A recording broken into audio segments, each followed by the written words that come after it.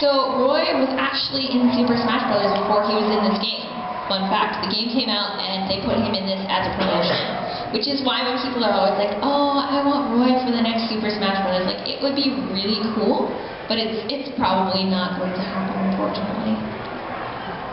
And I would call this the most challenging handheld, unless you're counting like Super Maniac, Ultra Hard, Classic Mode, I don't know.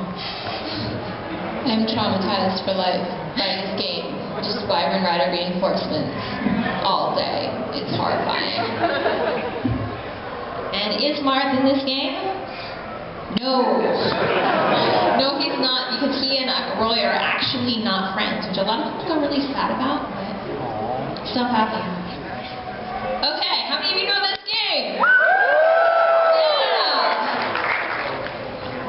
So this one was just called Fire Emblem over here because basically Marth and Roy were super popular in Super Smash Bros. And people kept writing to Nintendo like, we need this game.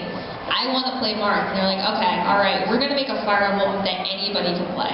So they made this game, and they basically designed it with the American audience in mind. So they added this whole 10-chapter tutorial mode, like, this is how you Fire Emblem. This is Lynn. She likes you. So the main character is Eliwood, and he has to find his father who's gone missing, because parents totally go missing all the time in Fire Emblem. Just don't like any parent character. Don't do it. Except Eliwood is actually safe in FE6. He's the only Fire Emblem dad who doesn't disappear in non-spoilery ways. So there's all this forbidden magic and dragons. Like, dragons? Would you expect that in Fire Emblem?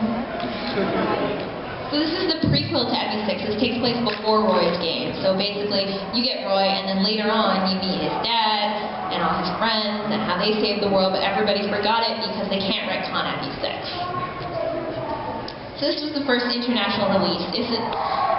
From what I understand, it's kind of hard to get any Fire Emblem officially here now because basically after Awakening, the series got huge and everyone said, I want to go back and play these games. So certain companies, GameStop, started jacking up the prices. So last I checked, this game was going for like $40, $50. But I got it used. I don't remember. I don't think it was more than like $25, $30 when I first got it. Yeah, I got it used and it wasn't that expensive. Yeah, mine was a gift, but I will say I got my copy of Path of Radiance and Radiant Dawn at the same time for like $30. Yes.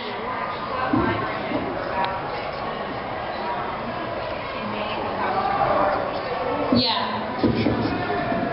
Yeah, 15 sounds like about the going rate it was before, and now it's just like scalping. So this also, how many of you know the My Unit Robin avatar from Awakening? There's sort of a similar thing in this, in that you make your own tactician, but they're not playable. Do you want to say something? I thought you were raising your hand. No. Okay. No. Okay. Okay. So you can make your own character, but they're not on the map or anything. They're just sort of like, this is what you should do. Okay, Mark, thanks. So this is also, FE6 sort of had a thing where Roy had like 7, let me count, Lelina, Cecilia, I think it's 7, he has too many wives, but only he gets married. There are other certain endings that are like really heavily implied to be romantic, but you don't get to pick them yourself, they happen no matter what. So this is the first time where you have supports and then you get to hook up characters. So you're like, I want Eliwood and Ninian to be together forever. And you get to do that. Or you can be like, Eliwood and Ninian are awful together and they're never getting married. And you can do that too. And some people really dig this.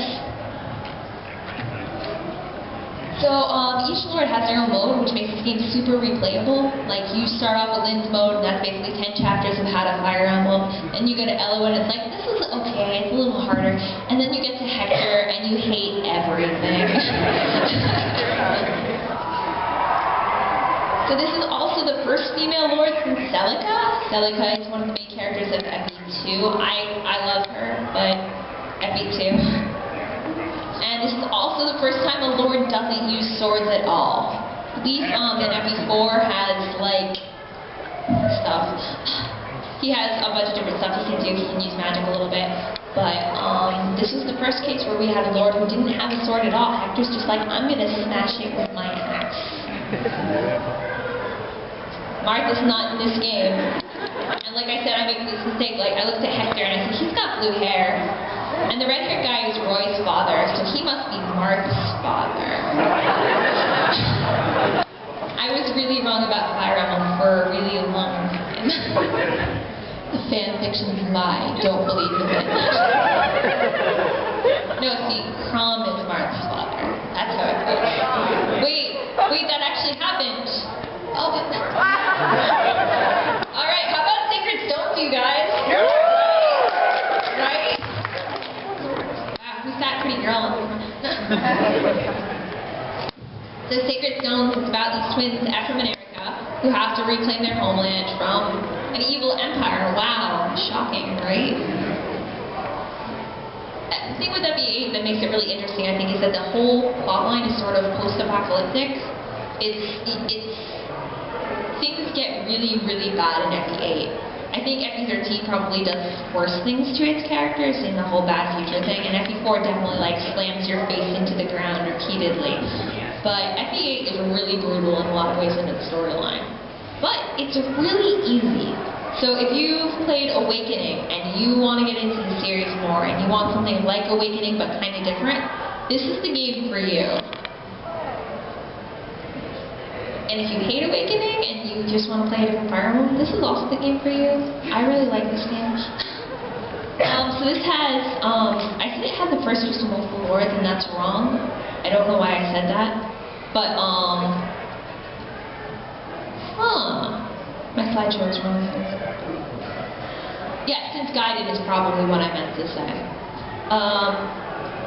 But the interesting thing with FE8 is basically for the first 8 chapters, your storyline is exactly the same no matter what you do. And then it branches off.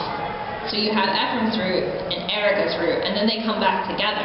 But even though they come back together, the storyline sort of changes. The maps are almost identical, but the script changes completely. So how many of you have played this game but only one route? Anybody? Yeah, give the other route a shot. I guarantee you are going to be pretty weirded out. I played Ephraim's route first, and it's pretty intense. And then you get to Erica and you're like, this is different.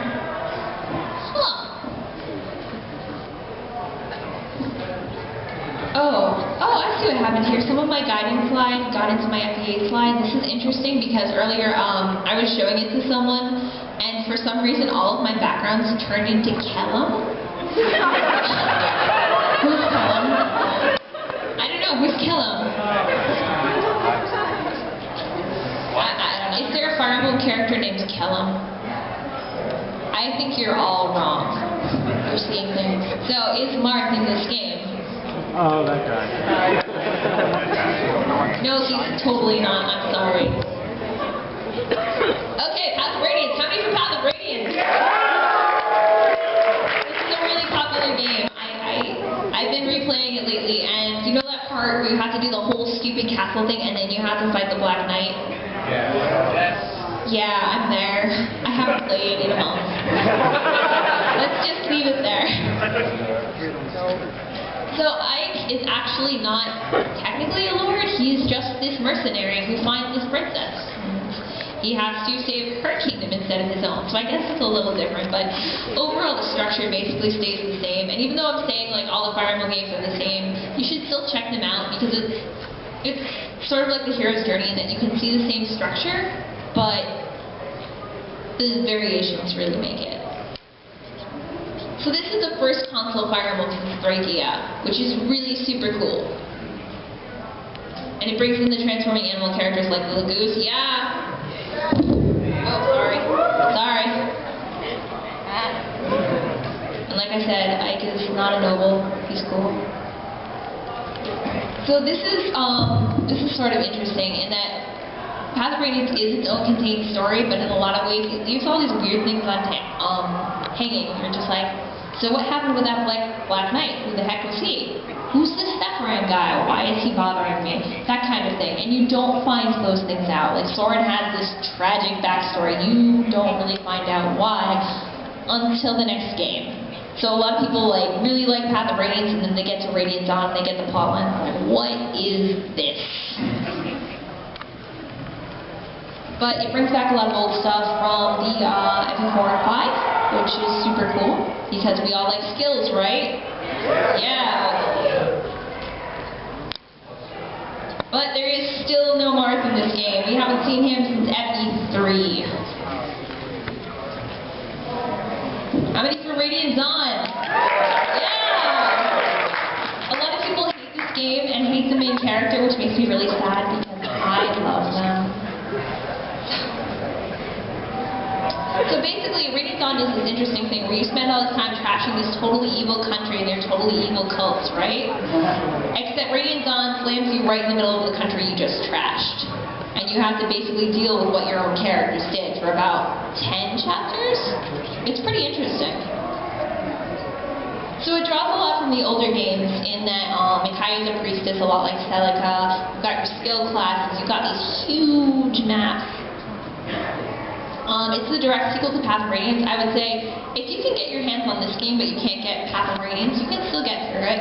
It has this sort of glossary in it that explains what happened. And you also swap around all this. You start off in the enemy country, and then you go over to Valencia and her people, and then you get to Ike and his people, and then they're all coming together and fighting each other. You fight your own teams. It's really cool. So it also has a third tier of promotions. You know those broken, level 20 second tier units? Now imagine they get better. It's really gross. So, is Marth in this game? Alright, there's no Marth in this game, unfortunately. However, I'm in here for Shadow Dragon. I love Shadow Dragon. A lot of people hate it, but this is a common theme that I like the things people hate. So, Shadow Dragon is a remake of the original Fire Emblem game. If you want to play a Marth in it, if you want to play a game with Marth in it, this is the game for you, because this game is super easy to get your hands on. It has new chapters, updated graphics, it has really deep dialogue in some places. It also has beautiful puns. Like, for example, there's this one chapter where you're fighting in these mountains called the Dragon's Teeth. And you get into a skirmish, and the chapter title is A Brush in the Teeth. And this is my favorite fact about Shadow Dragon. Henry, you should play this game. I played it. It took me forever to beat. Yeah, Shadow Dragon is weird because you can't actually get all the characters unless you kill about 3/4 of your party off. So, yeah, it goes against everything you should stand for as a tactician. So Fire Emblem Shadow Dragon lets you reclass all your units, sort of like Awakening, in that each character sort of has their own set, but it's a little bit mushier than that. It's got art by Masamune Shiro. Anybody know Ghost in the Shell? Yeah! Yeah! He did the art for this. Like I said, terrible puns and really dark humor. There's this one scene in the prologue where this cute little archer boy is tied up. He's obviously going to die. He's being set up as a prop for Marth to kill. So that, the enemy's like, ha ha ha. He's going to kill his own man. And they call him Gaggles. So, because he's got the, they're just like, he's gonna see him, and he's gonna go, yeah, it's an enemy ambush! Like, obviously making fun of Marth. So Marth comes up and he sees this character, bound with a gag in his mouth, in the enemy uniform, obviously not really capable of hurting him, and says, yeah, it's an enemy ambush! So this is pretty much the best way to get to